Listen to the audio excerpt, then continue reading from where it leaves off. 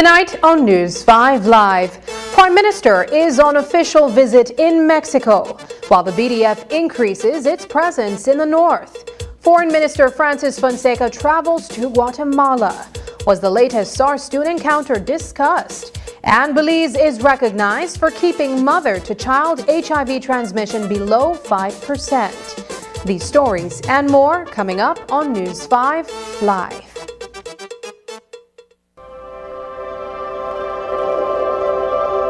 For 19 years, SMART has been the pulse of our nation. A journey of growth, innovation, resilience, and unity. From the first call that bridged distances to the data that brought us closer than ever, SMART has been there, weaving threads of connection across our beautiful land. We have been active in providing innovative solutions to enhance our customers' lifestyles. Over the years, SMART has developed and provided various services to meet customers' needs. To the dreamers, doers, and the believers, thank you for making SMART a part of your story. For 19 years of trust, loyalty, partnership, and shared experiences. As we celebrate 19 years of connecting lives and dreams, let's keep the rhythm alive. Together, let's continue to shape our future one connection at a time. Come and be a part of the SMART family, where we empower you and our country today, tomorrow, and beyond. SMART, bringing people together. At RF&G Insurance, we're committed to safeguarding what matters most to you, offering coverage mile after mile Our offices and agents located across Belize ensure that you are protected. Secure your property with RF&G Householders' comprehensive policy. From your home to your belongings, we offer protection so you can enjoy life to the fullest. For more information on your coverage options, contact our team of experts today or visit your local agents. We'll be ready to assist. Don't forget, it pays to get it right with RF&G Insurance, a Rowe Group company. This Mother's Day, give that special mom in your life the gift of rebirth by renovating and redefining that special space. With some help from Brothers Sabet, you can turn any room into mom's special place. That's why we're offering the mother load of discounts all month with 15 to 30% off all things Moen, 20% off Penta Decon paint, and 25% off Valspar and Dutch Boy paints. 15% off Sunlight windows and doors, 20% off mirrors and Eureka vats, and much more deals on our clearance display. So this Mother's Day, give mom the gift she truly deserves from Brothers Habet. Come in or reach out to us today. Happy Mother's Day to all the super moms out there.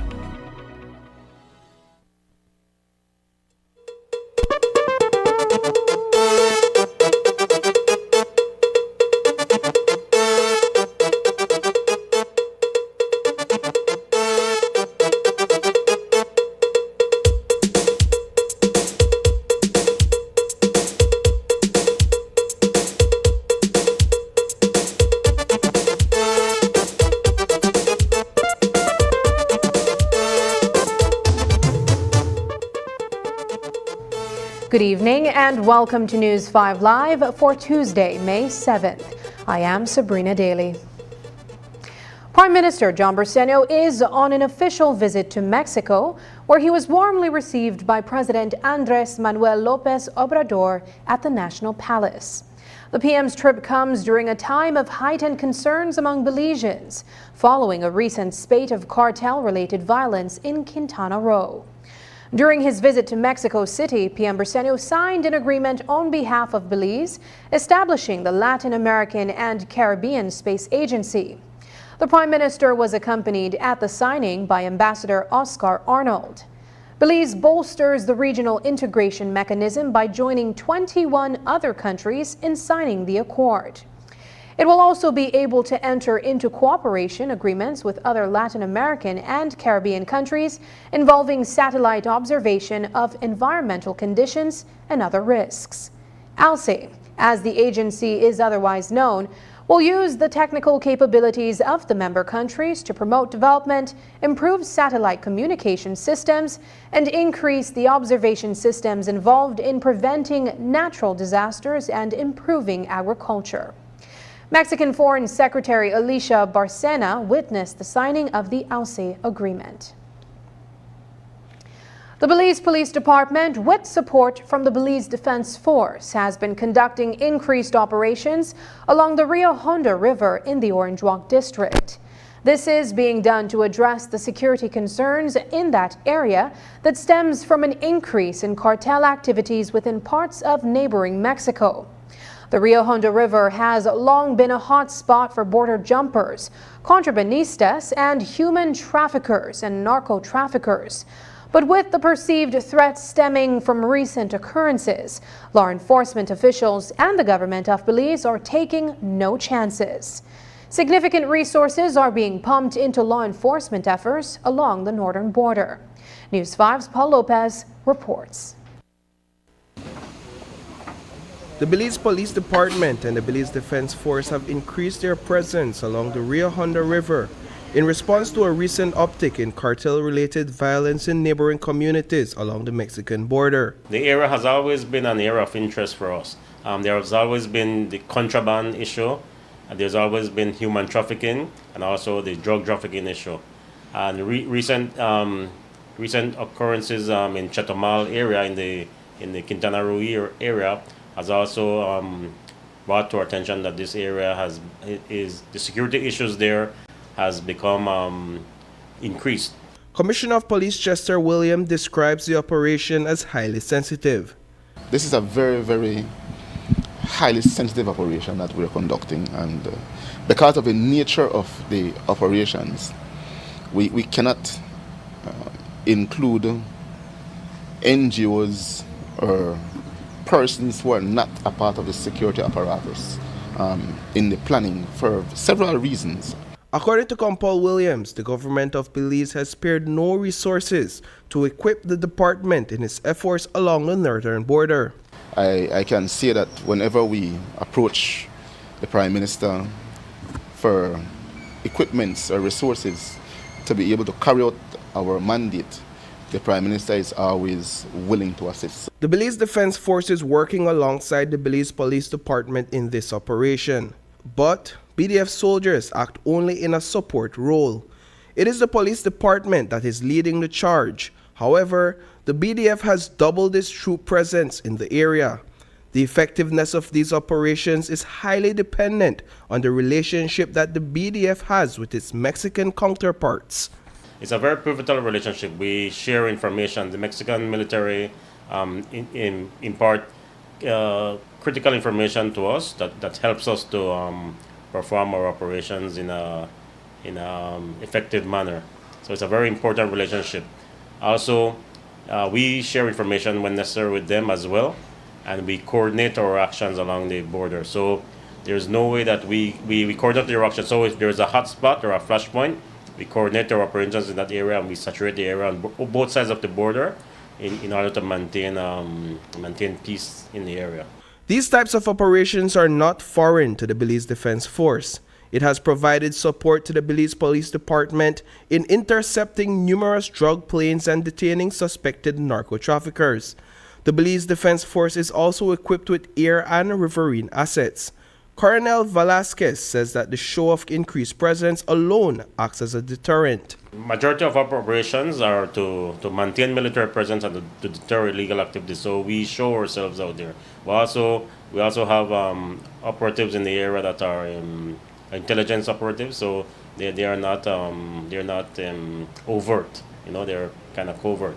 So but generally we saturate the area with solar so that people can see that we're patrolling. We do vehicle patrols, river patrols, and foot patrols, and people can see that we're out there. And we also do intelligence-driven operations where we receive critical intelligence and we react to that, always in conjunction with the police department. These operations undoubtedly come with several risks. Common dangers include encounters with wild animals and fowls. Greater risks include encounters with armed cartel elements. That is why the riskiest operations are assigned to the elite units within the BDF. Yes, Belizeans should feel safe. However, that does not negate personal responsibility to take care of yourselves as well. Do not travel in these areas. Do not cross the border illicitly in these crossing points. Many Belizeans do. You're putting yourself in danger, right? But all law-abiding citizens should be confident that the police department and the Belize Defense Force are out there to maintain our territorial integrity and sovereignty and to maintain the rule of law. Reporting for News 5, I am Paul Lopez. Moving now to Belize's southern frontier, tensions on the Sarstoon River were high a couple weeks ago when a group of reporters accompanied by Belize Defense Force soldiers had an encounter with Guatemalan armed forces. As we reported, the GAF claimed the entire Sarstoon River as Guatemala's territory and informed the group of Belizeans that permission is needed to traverse the river. Following the encounter, many Belizeans, including the leader of the opposition, called on the Prime Minister and the Minister of Foreign Affairs to issue a protest note to the President of Guatemala. There is also the issue of Guatemalan incursions, illegal logging, and farming within Belize's forest reserves. Well, Minister of Foreign Affairs Francis Fonseca was in Guatemala on Monday, along with Chief Executive Officer Amalia Mai. There they met with Guatemala's Minister of Foreign Affairs, Carlos Martinez. Based on a press release from the ministry, it appears that these issues were raised. But the ministry's release summed up the results of that discussion in only one sentence. It says, quote, during their meeting, they reached a mutual agreement to foster cordial neighborly relations and maintain an open dialogue to effectively address challenges along the shared border, unquote. There is no indication that the actions of the Guatemalan armed forces and Guatemalans within Belize's force reserves were strongly protested, or that a commitment was made to put an end to these illegalities. We will continue to follow.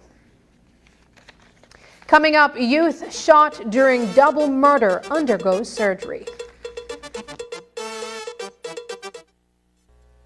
Hello, friends. I'm Dr. Bob Roberts with another 60-second sermon from God's Word. The Bible says, "But my God shall supply all your need according to His riches in glory by Christ Jesus." The Bible is clear about God's sufficiency. God has sufficiently provided for all of us if we will but seek Him first and follow His teachings. Yet we often live in spiritual poverty. A lady in Belize illustrated this to me in an unforgettable way. She had come in from the Light of the Valley to the Baptist Church in Dangriga, where I was preaching. Mrs. Robinson said, "Brother Bob, I never thought I would live long enough to see electricity come to the valley, but it has come to my house." I asked her, "How much is your electricity bill each month?"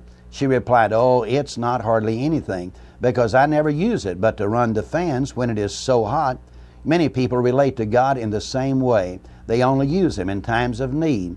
God wants to abundantly bless you today, but you must come to Christ and by faith allow Him to turn the switch on in your life and allow His power to flow through you. Today's 60-second sermon has been presented by Christian Foundations of Faith in cooperation with the Baptist churches in your area. 100 Media House Plaza Publica reported that much of the region's smuggled cigarettes, particularly ones from Asia, are coming out of Corozal and Benque-free zones. The report also says that these smuggling generates massive funding for organized crime. Minister Mai, you are the minister responsible for the free zones. Everyone knows that cigarette smuggling through the free zone is a big racket. But now the rest of Central America is blaming Belize for funding and fueling organized crime. Minister Mai, you must face the nation. Tell us you are not aware that cigarette smuggling through the free zone is funding organized crime. Even your cabinet colleague, Minister Musa, admits that activity in the free zone is connected to the cartel. When you look at the operations of the cartel operations in Quintana Roo, there are several different layers to that. All of these various trades, cross-border trades, would result in some sort of collaboration with local networks, and that is our responsibility to ensure that we are targeting these individuals locally who are or may be networked along with the cartels. Minister Mai, will you allow this to go on? Will you wait until the government of the United States demands answers from the Prime Minister and sanctions Belize?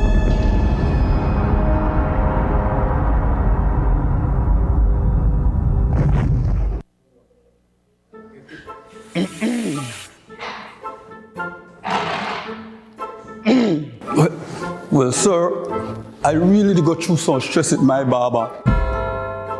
This man here, they push my hairline way back to the 90s. Sure. People, they call me BB Buck Farid now. So I got a problem, right? I just do this photo shoot, and I want the best photo shoot. But somebody want me quick post it up. I just tired of this, man. I don't want to tell her to catch me on my way. I stopped at the shop and tell the lady I want $5 tacos. You could imagine when you give me? No. What your problem? Honestly, life good for me over here. I just upgraded to the DigiOne Elite. I have unlimited postpaid plans, DigiTV, free home phone, and the fastest home internet. I going to upgrade mines now.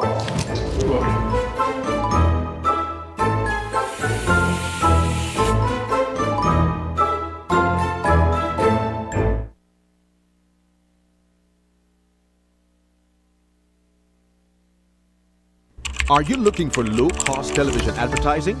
Have we got a deal for you? Advertise on Channel 5's Daily Classifieds. Channel 5's Daily Classifieds is one of the most effective methods for introducing yourself and your business to the community.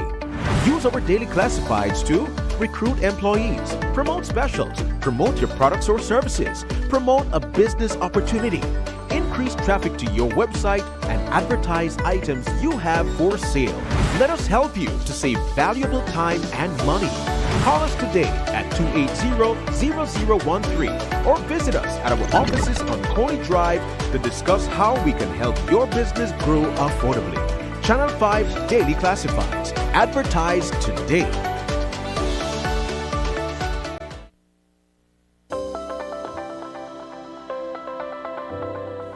Hi, my name is Leah Mangar, and I am currently the Administrative Assistant at Yasche Conservation Trust here in beautiful Punta Gorda. I received the Social Security Board Scholarship in the year of 2021. After I was told that I was a successful recipient of this scholarship, I was very grateful. This scholarship has assisted me in various ways. Firstly, it relieved me of financial constraints. So that was the main obstacle that was keeping me back. But receiving this scholarship allowed me to gain the skills and the knowledge that I needed to attain the job that I currently have. I would just encourage you all to apply to the scholarship, and the process is very, very easy. You will find a link and it will direct you to everything that you need in order to submit your application. And once you submit it, pray and just hope for the best, because you just will never know if you can get it.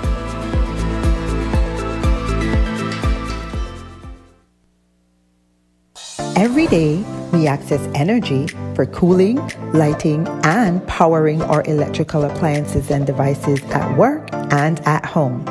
During cooler months, we rely less on cooling appliances such as fans and air conditioners. However, during warmer months, as the temperature and humidity rises, we use more energy to cool our spaces, and our appliances and electrical devices work harder than they do during the rest of the year. When the months become hotter, let's all practice energy conservation. Here are a few changes that you can make to manage your energy use.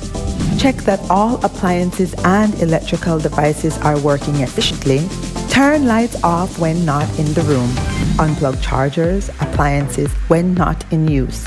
Turn off fans and TVs.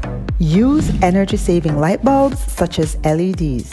And look for the Energy Star products when purchasing appliances and electrical devices. These easy changes can reduce energy use and costs. You can also monitor your energy use during the month by reading your meter and calculating the reading using BEL's bill calculator on our mobile app or by visiting our website. Let's all save energy.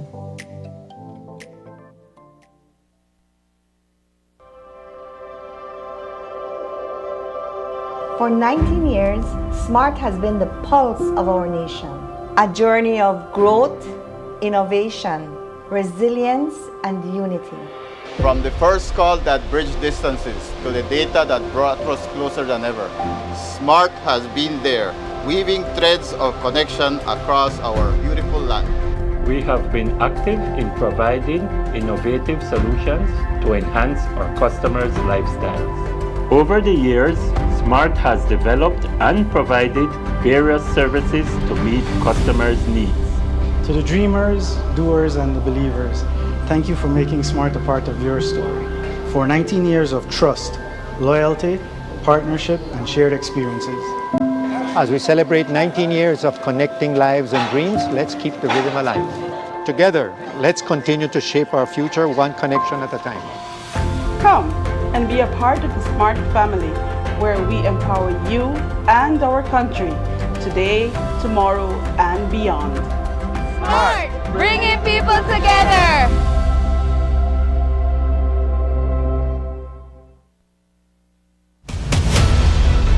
Isani Cayetano, Marian Ali, Paul Lopez, Brittany Gordon.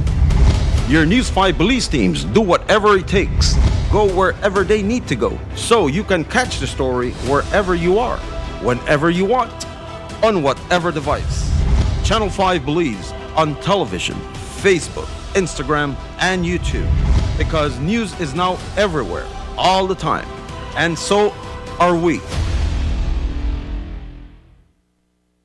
Whether you're at home, on the road, at work, or at school, if you see news happening or suspect that something might be up, call or text the Channel 5 News Belize tip line at 672-5555. You don't have to give us your name, just give us the tip.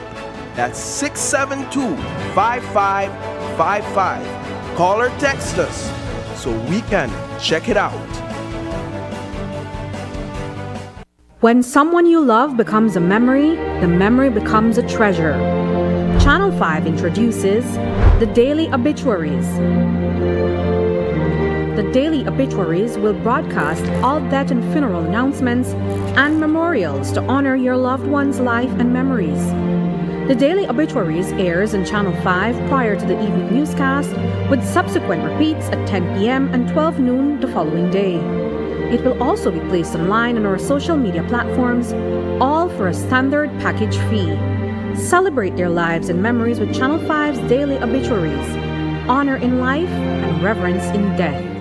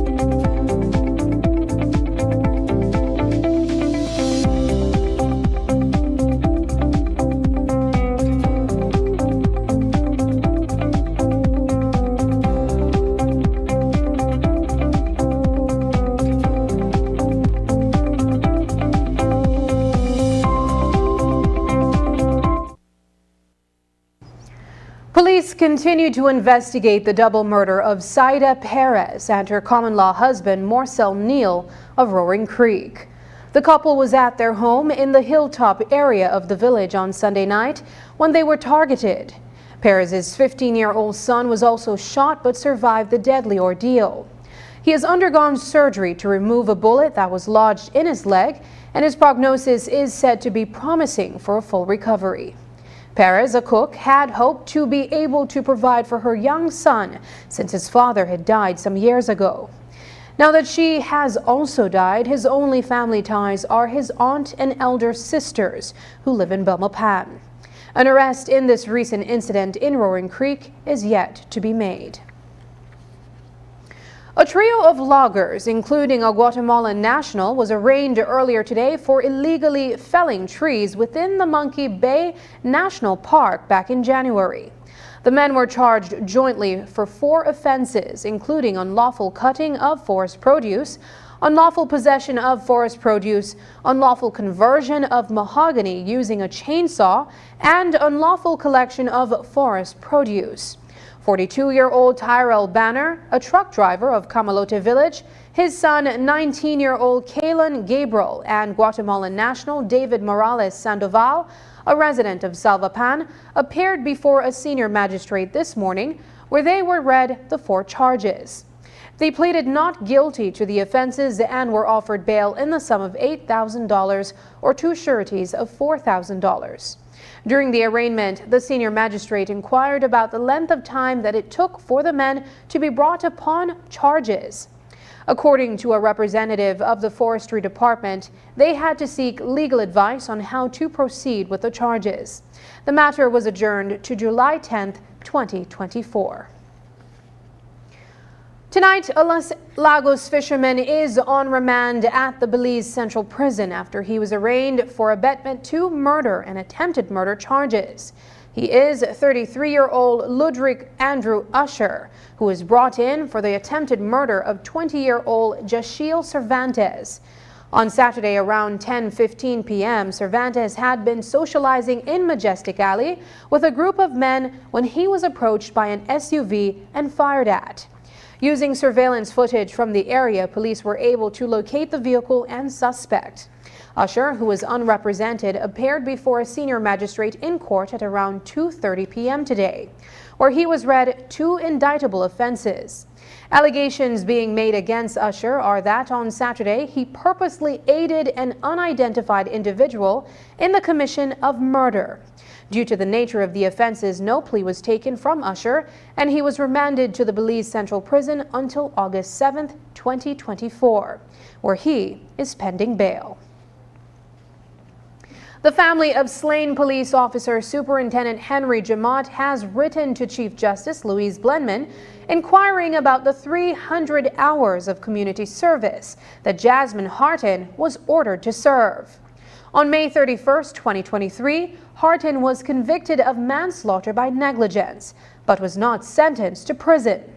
Instead, she was fined $75,000, ordered to complete 300 hours and of community service and take part in producing a public service announcement.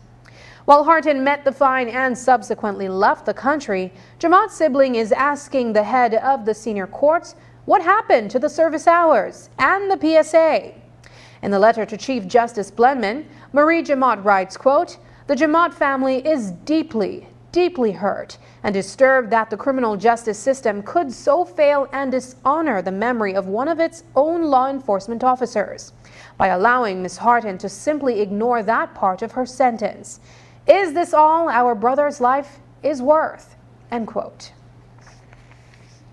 On Monday, we reported on an application being filed on behalf of State Bank Enterprise Limited, in which the company is seeking to recover almost $3.9 million in assets from businessman Michael Finstein, the former principal of the company that is presently in receivership. Earlier today, the Finstein Group issued a statement in which it is requesting the appointment of an independent inspector for an investigation into the Atlantic Bank Limited. The statement goes on to read, quote, "The Finstein Group hereby formally requests that the governor of the Central Bank of Belize, Kareem Michael, designates an independent inspector or team of inspectors in accordance with a set of publicly disclosed terms of reference to conduct the ongoing investigation into Atlantic Bank Limited regarding alleged violations of Belize's bank regulations, end quote. In a statement issued by receiver Marlo Neal this evening, he responded to several statements that have been made by the Finstein Group. Neal is on record stating that the original project cost present to the lenders was $80 million. He says that under Finstein's stewardship, the company exceeded that estimate by roughly $40 million. Elsewhere in the statement, Neal says, quote, SBEL has been saddled with over $114 million in debt, with no income to repay either interest or principal. The title to the land surrounding the island is the subject of fraud. The buildings, pier, and dredging area are incomplete. And the project, by some estimates, will require another $70 million for basic completion, end quote. Today, 250 students graduated from the Positive Engagement and Civic Education Program, also known as PEACE. This program was launched in October of 2023 with the goal of reducing the number of adolescent arrests made in the country. It caters to children living under challenging circumstances or those that require supplementary support and guidance. PEACE was piloted in 10 schools within the Belize district and will be implemented in other districts in the second phase of the program. Here's News 5's Brittany Gordon with more on today's ceremony.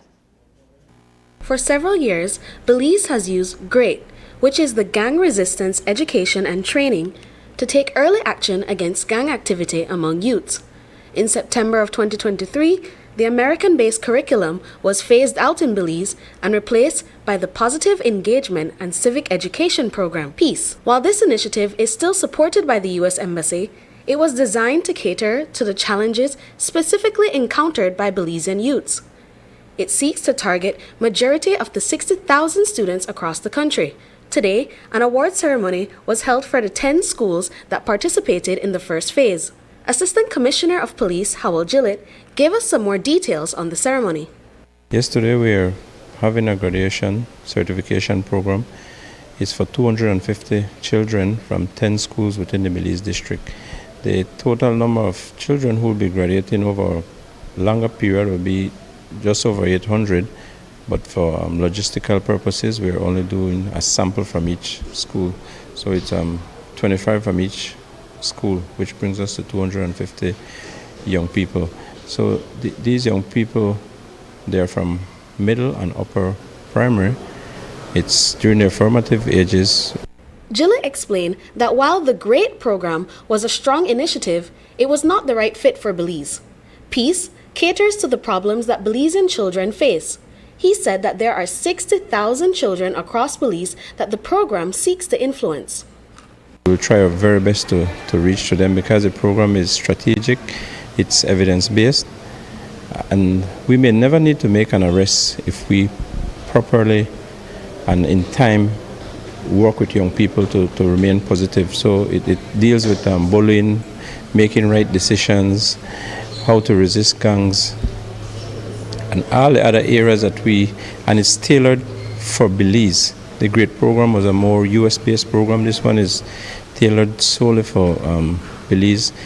It's in its pilot phase in the 10 schools. Come September, we'll launch it across the country. And that's why I told you earlier that 33 officers were trained over a period of time. And these officers will now go into the classrooms come September in other parts of the country.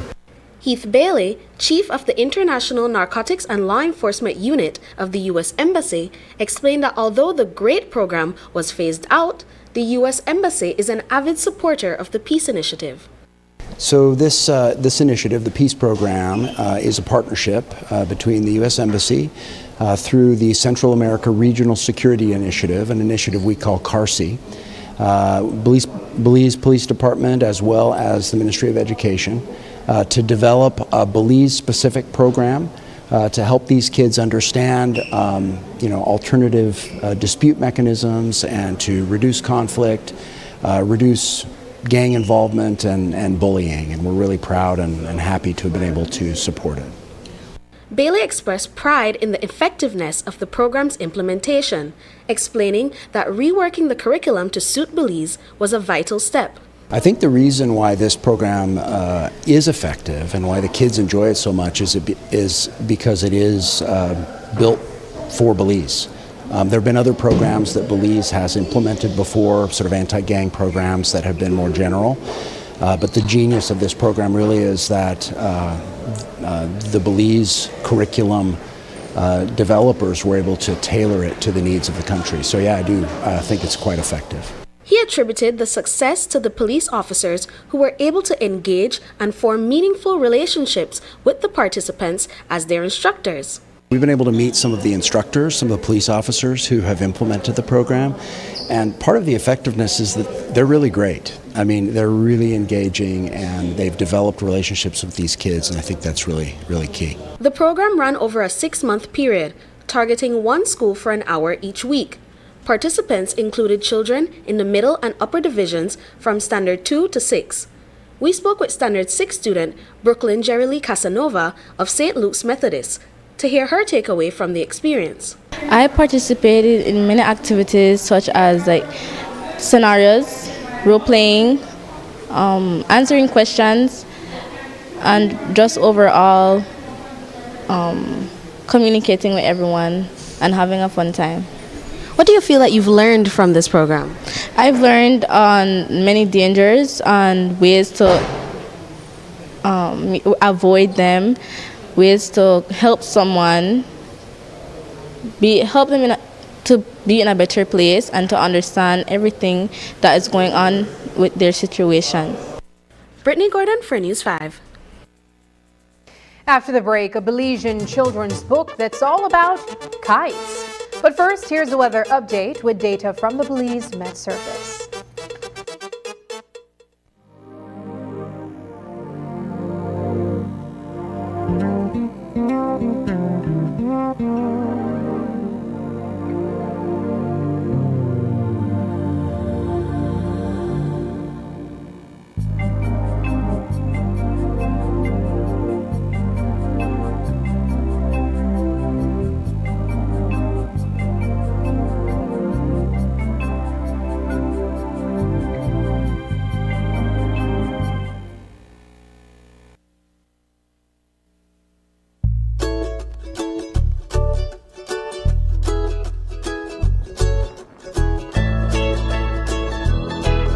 The process that we went through for validation was very thorough. It shows that the validation was not only achieving the certification, but rather an opportunity to strengthen the health system, to sustain the elimination of mother-to-child transmission. And most importantly, that the elimination and achieving certification is the right of every child to born and remain free of HIV and syphilis. We had started with the program of elimination from about the year 2000, between 2000 and 2004, when it really strengthened. We have been able to strengthen the capacity in our laboratory services. That has also helped us for early detection, more awareness, and early treatment, of course. As soon as a woman goes to the general clinic, a pregnancy test is done and she's automatically booked into the prenatal clinic so that we get them as early as possible in the first trimester. And that has been another change that we have seen, where the amount of pregnant ladies joining the clinic in the first trimester has increased to about 90%. The medication used requires no out-of-pocket payment by patients. That is also a very critical part of ensuring that we continue to provide these medications free of cost. So Stephanie came in today and we did first a group talk with the other pregnant women that came in, and the health education that includes HIV, all the lab tests, including the HIV. And we also go more in detail with the HIV and syphilis testing that they will be getting today and why it is important for them to get it. It's important for me to have the syphilis and HIV tests because I don't know if I have it. So if I would know that I have it, then I would make sure that the baby is okay, because then it can be transmitted to the baby, and any complications can cause complications to the baby, and that's what I want to avoid. They feel free to come into the clinic, especially those who already know their status. We give her a lot of support. They come to the clinic, they have a seat, they go through the process just like any regular client. One of the lessons learned is that this can only be achieved, the elimination of mother-to-child transmission of HIV and syphilis can only be achieved when there is strong teamwork and quality healthcare services being provided. The science says it's possible. It's the healthcare worker and the family that needs to make it happen. And so we are proud that we made it happen. And we are proud and committed to continue the efforts. Well, in my opinion, it's very, very important that we eliminate mother-to-child transmission so that that neonate, that baby can grow up living a healthy life. And most importantly, every child has the right to born and remain free from HIV and syphilis. Yeah, achieving the elimination feels very good. It's proud as a country. I would like to express, overjoyed. We feel really privileged to have worked so hard and being recognized. It's an awesome feeling. We've worked hard at this, years of hard work and dedication. I was overwhelmed with joy and happiness, and mostly because it means that we really help these families to have at the end, a child that is free of HIV and syphilis. It is also a big achievement for the country because it shows how with a team effort, with the partnership between the Ministry of Health and PAHO, that we can achieve these elimination goals. And so nothing is impossible.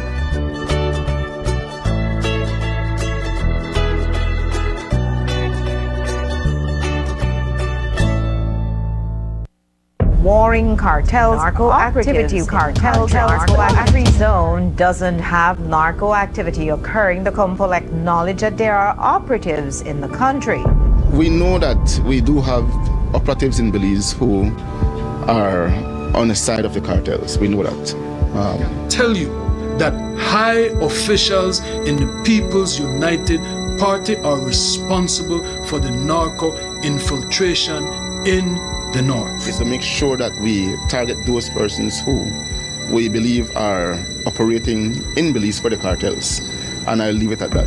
Commissioner Williams, is one of these operatives a cabinet minister, commonly referred to as the narco minister?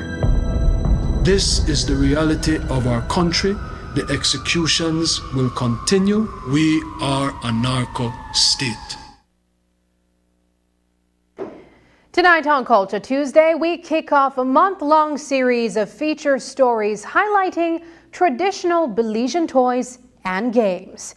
Kite making is an art that has been mastered by many during their childhood. These toys for flying have been made using coconut straws, newspapers, garbage bags, and a laundry list of other materials that can be found around the house. Tonight, we'll revisit the launch of a children's book that was published back in 2018, all about kite making and flying. Here's that story.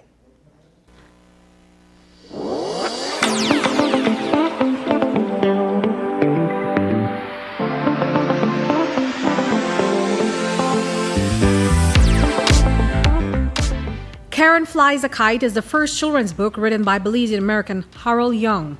It took about 8 months to get the book done, but it was a labor of love inspired by Belize and a bit of Young's personal life. Young says the book tells an inspirational story while it draws an appreciation for kite flying, which was once a Belizean favorite.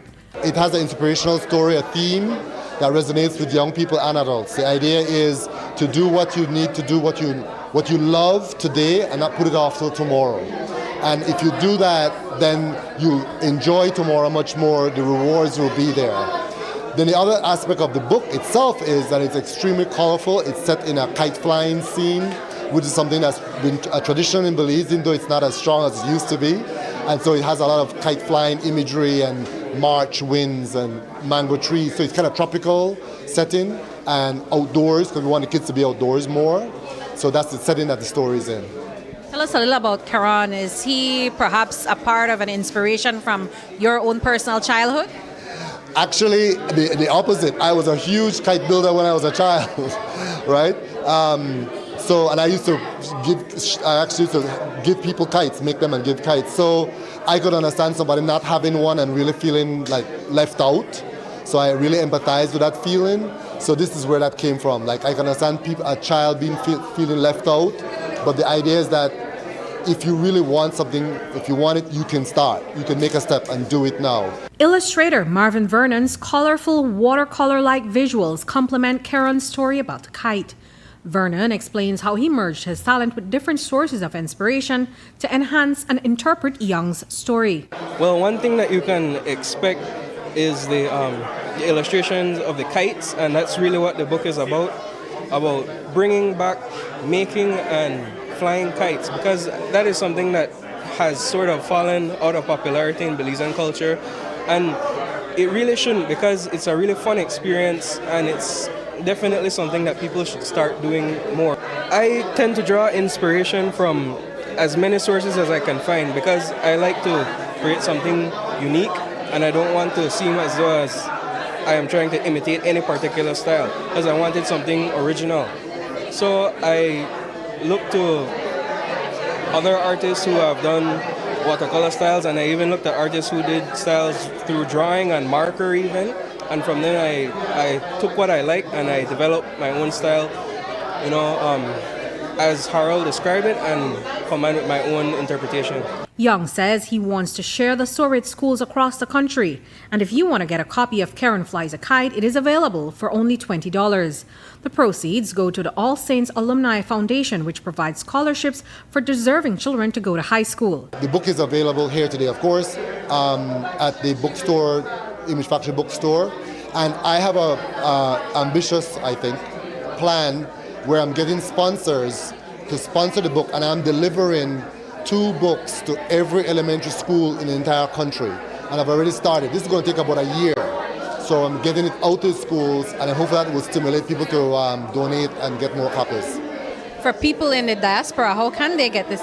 Yes, they on Facebook. I have.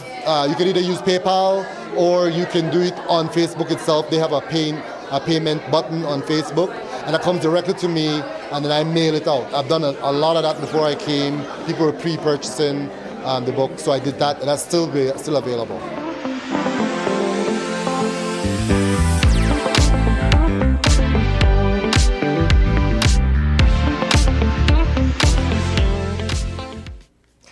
When we return, Belize recognized for low mother-to-child HIV transmission.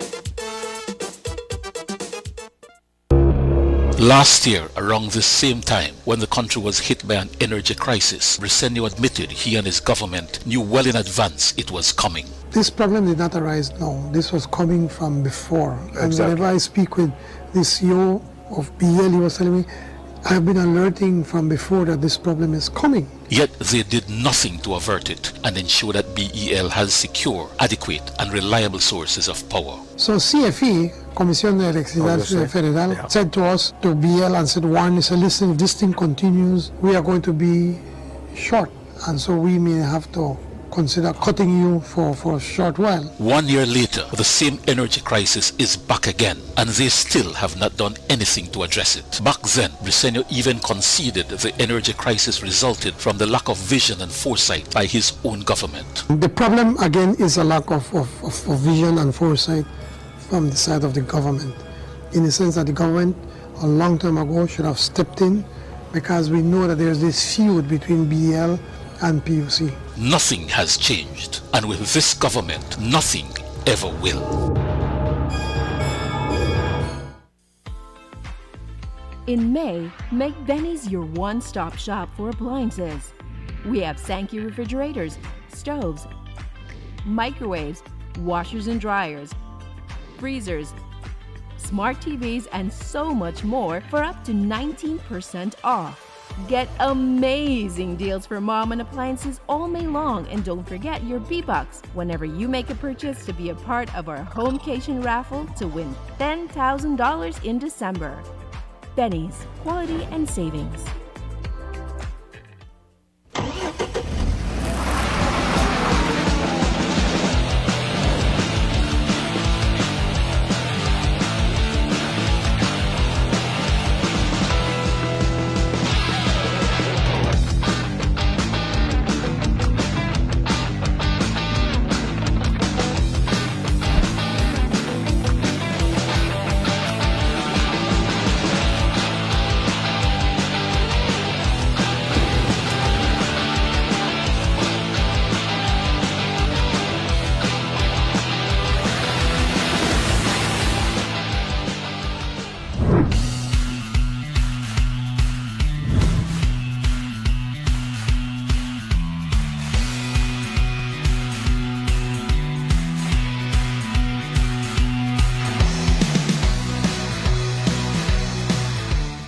One Honduran media house, Plaza Publica, reported that much of the region's smuggled cigarettes, particularly ones from Asia, are coming out of Corozal and Benque-free zones. The report also says that these smuggling generates massive funding for organized crime. Minister Mai, you are the minister responsible for the free zones. Everyone knows that cigarette smuggling through the free zone is a big racket. But now the rest of Central America is blaming Belize for funding and fueling organized crime. Minister Mai, you must face the nation.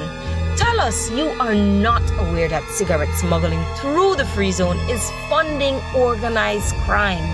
Even your cabinet colleague, Minister Musa, admits that activity in the free zone is connected to the cartel.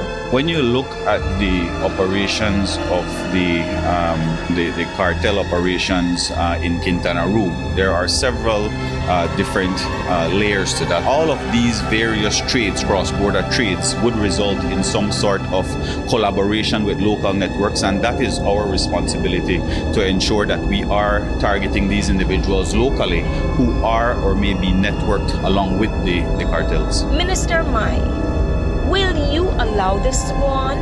Will you wait until the government of the United States demands answers from the Prime Minister and sanctions Belize?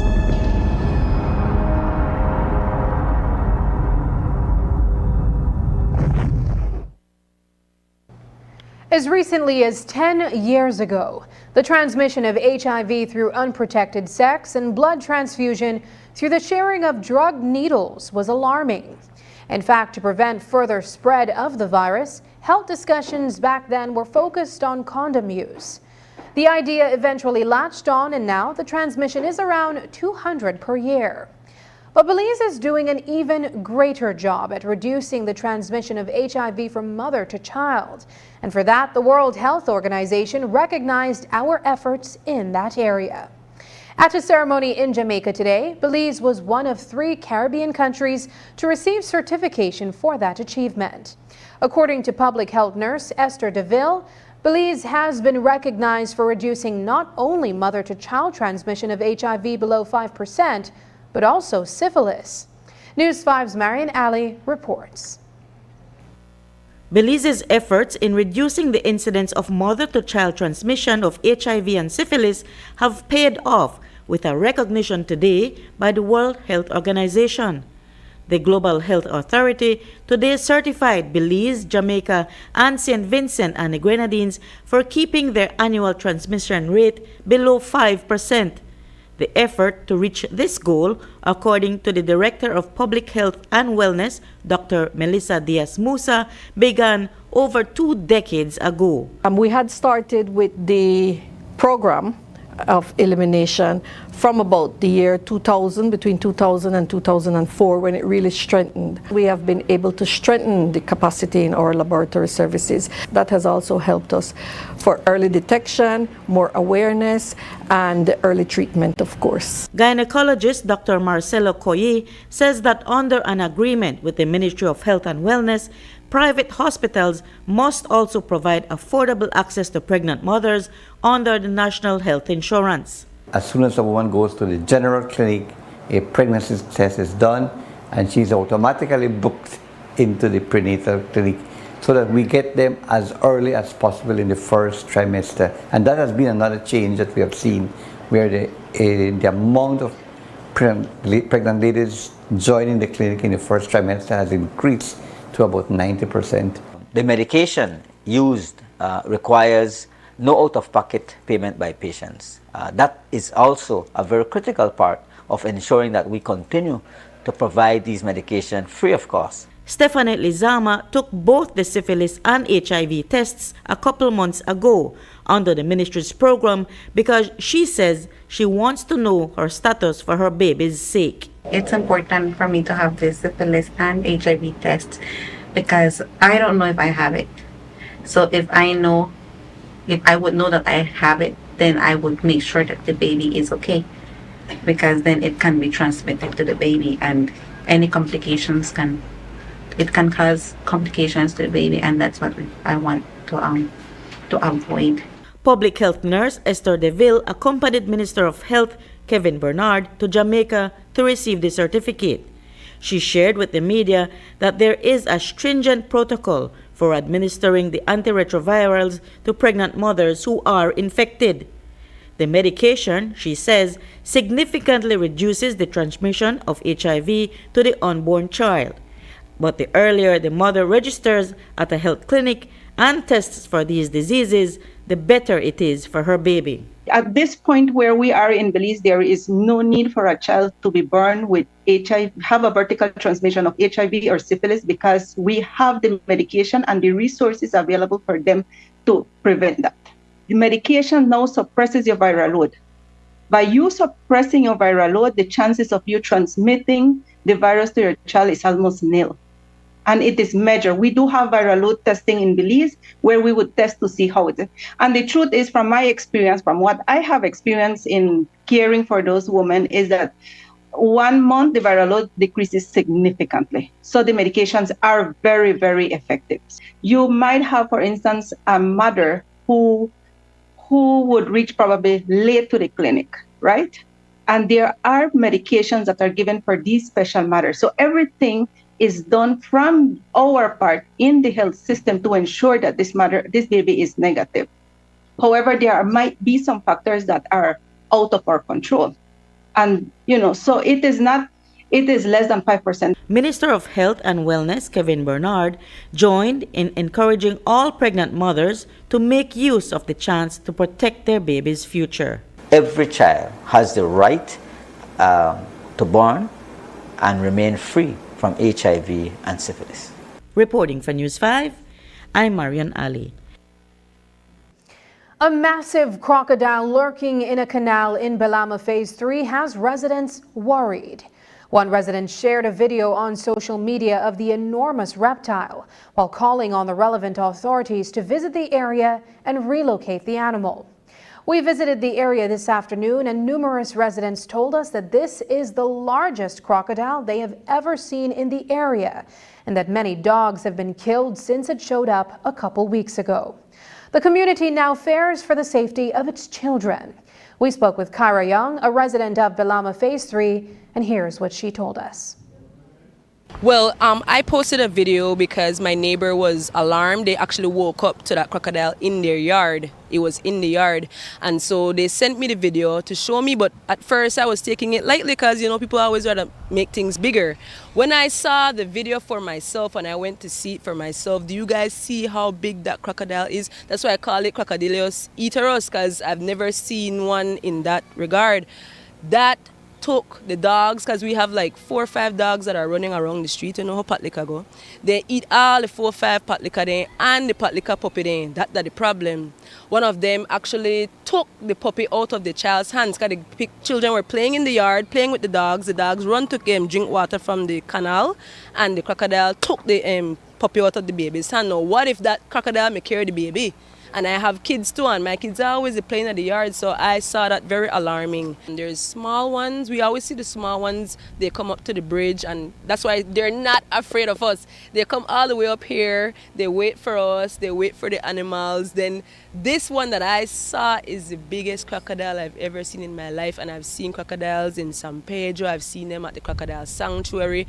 This is one of the biggest crocodiles I've ever seen in my life, and I believe Belize we need to sort this out together as a community, because this is ridiculous. And we don't want one day when we get up and say, they carry somebody picnic or carry one big man or woman. Because you see how big that is, that bigger than me, and you combine that and carry me easily out of bones. So So what's your plea, or what's your plea on behalf of the community?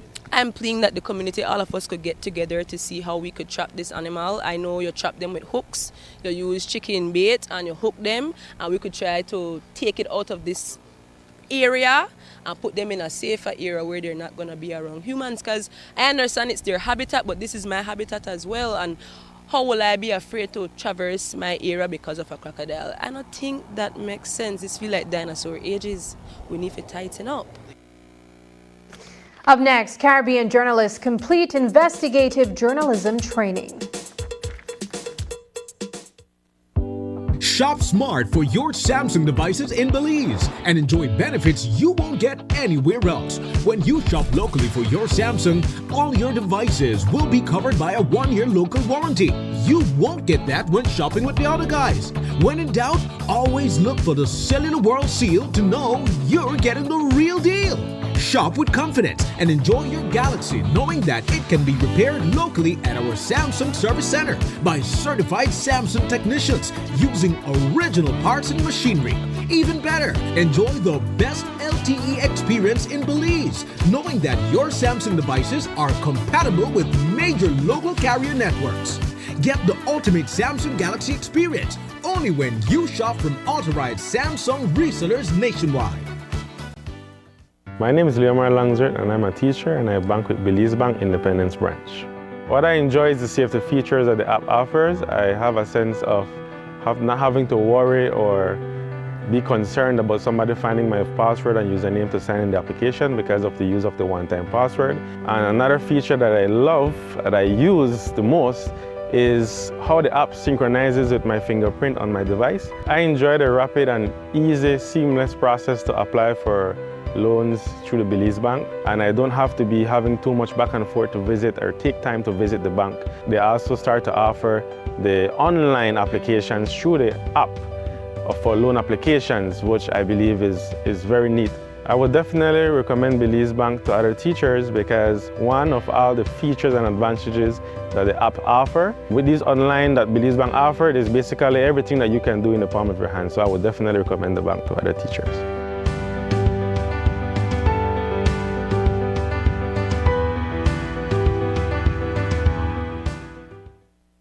Warring cartels, narco activity cartels, narco-free zone doesn't have narco activity occurring. The Compo acknowledge that there are operatives in the country.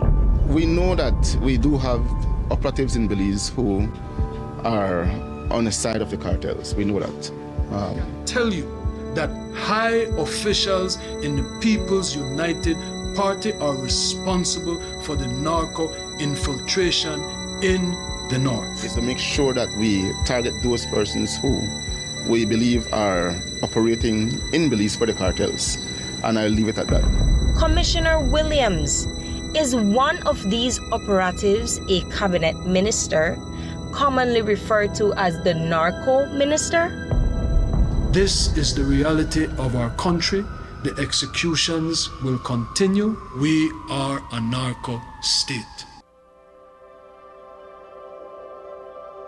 For 19 years, SMART has been the pulse of our nation. A journey of growth, innovation, resilience, and unity. From the first call that bridged distances to the data that brought us closer than ever, SMART has been there, weaving threads of connection across our beautiful land.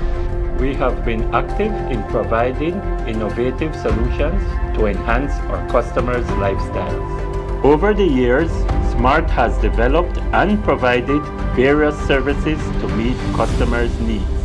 To the dreamers, doers, and the believers, thank you for making SMART a part of your story. For 19 years of trust, loyalty, partnership, and shared experiences. As we celebrate 19 years of connecting lives and dreams, let's keep the rhythm alive. Together, let's continue to shape our future one connection at a time. Come and be a part of the SMART family, where we empower you and our country today, tomorrow, and beyond. SMART, bringing people together.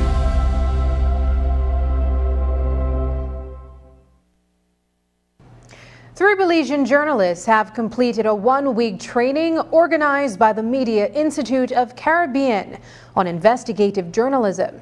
News 5's Marian Ali and Hippolyta Novello, along with the San Pedro Sun's Dion Vansen, traveled to Jamaica for the workshop. There, they received training in different aspects of investigative journalism. At the end of the workshop, the journalists are all tasked to work in groups on investigative pieces on relevant cross-border issues. Marian Ali filed the following report on the importance of this kind of training. The Media Institute of the Caribbean was founded in 2012 to offer Caribbean journalists the support they need in carrying out their work in their respective countries. 3 years later, the Institute increased the number of workshops for journalists in the region, and in 2019, it began to offer training in its signature program, the Investigative Journalism Fellowship. Kiran Maharaj is the president of the MIC. She put together the topics that were deemed important for the training. Our working journalists didn't really have anywhere to go to be able to build their capacity. So that's why we started to do these programs to fill all of those gaps. So it's about improving the quality of journalism.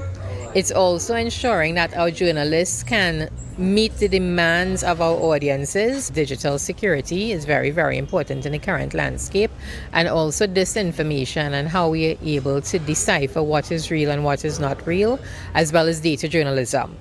We don't have sufficient data in our region. I don't know why. We need to encourage open sources of data. We need to ensure that, our governments and our state entities provide better data, because then we can help tell their stories as well. But then it also shows that there's a certain degree of transparency that we want to work towards. Retired journalist Jim Clancy, formerly of CNN, worked on groundbreaking stories, including the Jim Jones cult. The Caribbean Investigative Journalism Network and workshops like this one give me a chance to give something back and to share that knowledge. This workshop in particular refreshes in a reporter's mind for journalists perhaps that aren't accustomed to working in investigative journalism, how stories can come together and work for the public good and benefit the readers, the viewers, the listeners, wherever they are. Areas covered in the training included digital tracing, digital security tips, and best practices in investigative writing. For the journalists I spoke with, the training is an important tool which they can now apply in the scope of their work. A lot of the journalism is happening online nowadays. Everyone wants the news at their fingertips. And with AI and misinformation and disinformation and all the fake news out there, we have to ensure that our skills and our techniques are up to date in investigating these stories and events. But one of the things that stuck up to me or really I had interested in is a presentation done by Gordon.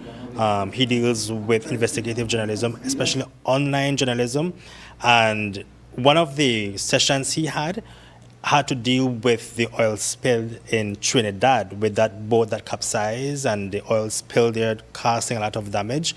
Now, he took one picture and he and his team reviewed that picture to not only identify the name of the boat, not only to identify the boat itself and where it was coming from, but actually track it to where it disembarked from and the owners of that boat, who the boat was registered to, and the company. And he taught us how you can investigate a story and the different techniques and skills that you can use online from a single picture. In Suriname, we don't have a lot of investigative journalism, but that is mainly because of we don't have the funds. You know, most of the newsrooms are like you go to report an item, you come back, and that's it. But no deeper stories, no larger stories. And I want to be, set myself apart from that and do these kind of stories, just investigate and take the time to go deeper. I haven't done that much investigative or that many investigative pieces. I usually do features or court reporting, but I thought that this would be helpful because it's something I've always wanted to venture into. And I learned a lot of tools, things I didn't think and would have never thought of. Tools such as how being more secure. I didn't realize how much my devices are unsecure, and I learned so many tools I think I could take back home to tell my colleagues, and also to write a very, very, very impactful feature, a very impactful investigative story. This was a really good capacity building session for our Caribbean journalists. Oftentimes we may face a lot of pushback going after stories in terms of investigative journalism. There's oftentimes the call by our policymakers, by our politicians, by our leaders for more investigative journalists, but the question is oftentimes asked, do our policymakers really want investigative journalism as it could topple political systems? And I feel more empowered as a Caribbean journalist to go after stories that others may want to run away from. Kiran Maharaj, who as a journalist did not have this kind of support when she started out in journalism, told us that she wanted to provide a medium that can assist Caribbean journalists to advance the level and depth of their work. We live in small societies, small communities. It's difficult to tell the stories, yet there are ways to tell these stories still from different perspectives and angles, but our journalists just needed a solid foundation to be able to understand how to do it. Reporting for News 5, I'm Marion Ali.